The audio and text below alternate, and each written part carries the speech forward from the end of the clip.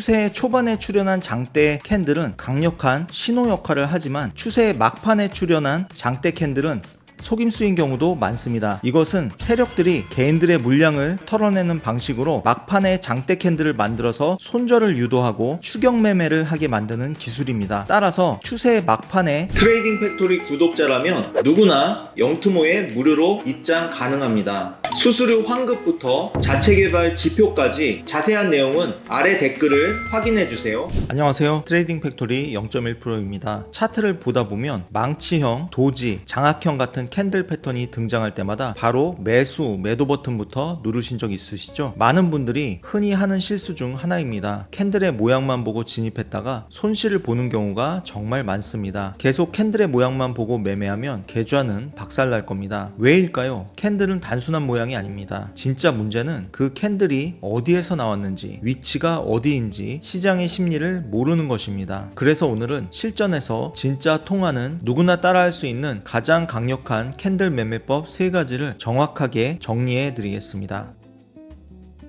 장대 캔들을 활용한 매매에 대해서 말씀드리겠습니다. 장대 캔들은 강력한 매매 시그널 중 하나입니다. 언제 어디에 출현했는지에 따라서 그 의미가 달라질 수 있습니다. 장대 캔들은 몸통이 길고 꼬리가 짧거나 거의 없는 캔들로 시장의 힘의 방향을 알 수 있는 척도가 됩니다. 이 장대 캔들의 의미는 매수자 또는 매도자 중에서 어느 한쪽이 일방적으로 힘의 우위를 차지했다는 뜻으로 현재 시장의 추세를 알려주는 강력한 도구입니다. 화면에서 보이는 것처럼 바닥에서 장대 양봉이 출현했다면 매수자가 매도자를 압도했다는 의미로 이후 방향이 상승으로 진행될 것이라는 강력한 시그널이 됩니다. 반대로 장대 음봉이 출현했다는 것은 매도자가 매수자들을 압도했다는 뜻으로 시장의 방향이 하락이라는 강력한 시그널입니다. 또한 여기서 알아야 할 점은 장대 캔들의 길이가 길수록 강력한 신호이며 꼬리가 짧을수록 망설임이 없이 밀어붙였다는 의미가 될 수 있다는 점입니다. 장대 캔들이 어디서 나왔는지도 매우 중요한데요. 추세의 초반에 출현한 장대 캔들은 강력한 신호 역할을 하지만 추세의 막판에 출현한 장대 캔들은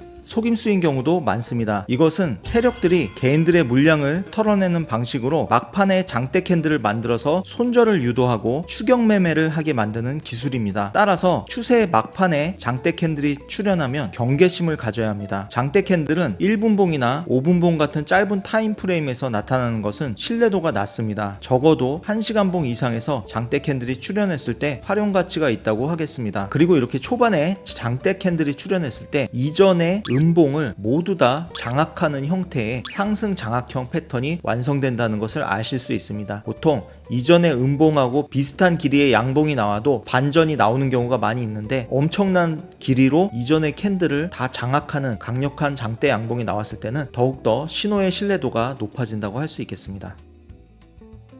둘째로 반전형 캔들을 활용한 추세 전환 포착 매매입니다. 반전형 캔들은 매수와 매도 세력의 힘싸움에서 어느 한쪽이 승리를 가져갔다는 뜻으로 시장이 곧 반전될 것이라는 의미로 해석될 수 있습니다. 반전형 캔들의 가장 대표적인 캔들이 해머형 캔들, 영망치형 캔들이 있겠습니다. 차트에서 보시면 가격이 하락하다가 바닥에서 해머형 캔들이 출현하고 그 이후 상승이 시작된 것을 알 수 있습니다. 이 해머형 캔들은 초반에 매도세가 밀어붙였으나 아랫꼬리를 3분의 2 이상 달면서 종가를 위쪽에서 마감했다는 뜻이 되겠습니다. 매수세의 승리라는 거죠. 반대로 영망치형은 초반에 매수세가 밀어붙였으나 최종적으로는 매도세가 승리하며 시장을 뒤집었다는 신호가 되겠습니다. 긴 꼬리와 짧은 몸통이 특징이며 몸통의 색깔은 양봉인 경우도 있고 음봉인 경우도 있습니다. 중요한 것은 꼬리의 길이이며 꼬리가 길다는 것은 추세가 바뀔 것이라는 강력한 신호의 역할을 합니다.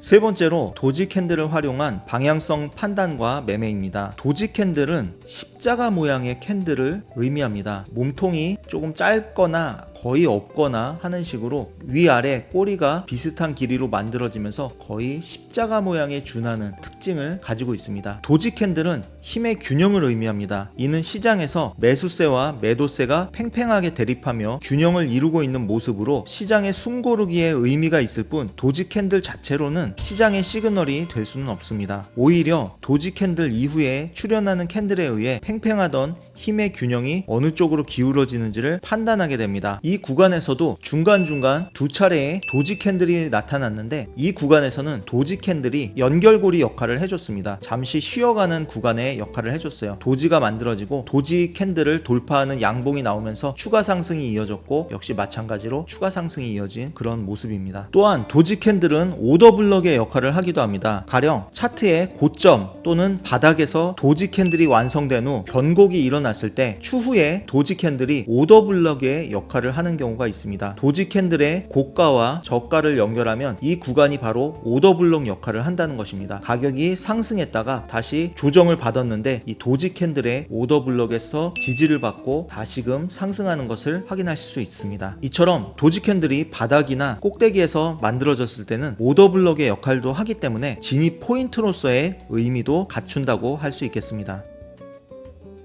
앞에서 배운 캔들 패턴을 활용해서 어디에서 진입하고 어디에서 청산할지 구체적으로 살펴보도록 하겠습니다. 차트에서 보시면 가격이 하락하다가 망치형 캔들이 완성된 것을 확인할 수 있습니다. 이 망치형 캔들이 출현하고 다음 캔들에서 시가에서 진입을 해주고 손절은 아래에다가 잡아주게 됩니다. 그리고 손익비 2대1 구간에서 청산을 해주게 되고요. 그 다음 구간에서 도지 캔들이 꼭대기에서 완성된 것을 알 수 있습니다. 이 도지 캔들이 만들어진 이후 도지 캔들의 하단을 돌파하는 음봉이 만들어졌고 그 이후 다시 상승하며 오더 블럭을 터치하고 하락이 진행된 것을 확인할 수 있습니다. 이때 오더블럭 터치하는 구간에서 매도 진입을 하실 수 있겠고요. 손절은 고점 위에다 잡아주고 손익비 2대1로 잡아줄 수 있겠습니다. 그 이후 바닥에서 이전 음봉을 2배 이상 장악하는 장대 캔들이 완성이 됐습니다. 그런데 여기서 한 가지 현실적으로 대응에 어려움을 겪을 수 있는 부분이 있는데요. 이렇게 장대 캔들이 완성이 됐을 때 바로 이 종가에서 진입하게 되면 손절폭이 너무 커지게 됩니다. 따라서 이때는 비중을 축소하거나 아니면 눌림목에서 진입을 하는 게 필요합니다. 눌림목 같은 경우 장대 캔들의 50%를 말씀을 드리고 싶습니다. 50% 정도의 눌림에서 진입을 하게 되면 손절폭이 많이 줄어들게 되고요. 손익비는 당연히 2배 이상 챙길 수 있게 되겠죠. 그런데 이렇게 눌리지 않고 가는 구간도 있습니다. 따라서 비중을 줄이는 쪽이 조금 더 효과적이라고 할 수 있겠습니다. 오늘 영상에서는 캔들 모양 중심의 매매법을 벗어나 실전에서 통하는 캔들 패턴 핵심 매매법 3가지를 말씀드렸습니다. 시장에는 수많은 패턴이 등장합니다. 하지만 아무 곳에서나 나타나는 패턴은 모두 노이즈입니다. 그래서 캔들이 어느 위치에서 나타나는지가 가장 중요합니다. 바닥 패턴, 지지 저항, 강한 추세, 거래량이 동반되어 나타나는 위치를 파악해보세요. 그게 진짜 의미 있는 신호입니다. 오늘 알려드린 내용을 기준으로 지금까지 사용하던 캔들 패턴을 정확한 위치에서 사용하고 있었는지 꼭 점검해 보시기 바랍니다. 그리고 매일 오후 11시부터 새벽 1시까지 유튜브 라이브 방송을 진행합니다. 라이브에 참여하셔서 트레이딩과 투자에 대한 소통도 함께 나눴으면 좋겠습니다. 오늘 내용이 도움이 되셨다면 구독과 좋아요, 알림 설정 부탁드립니다. 다음에도 더 유익한 트레이딩 정보로 찾아뵙겠습니다. 0.1%였습니다. 감사합니다.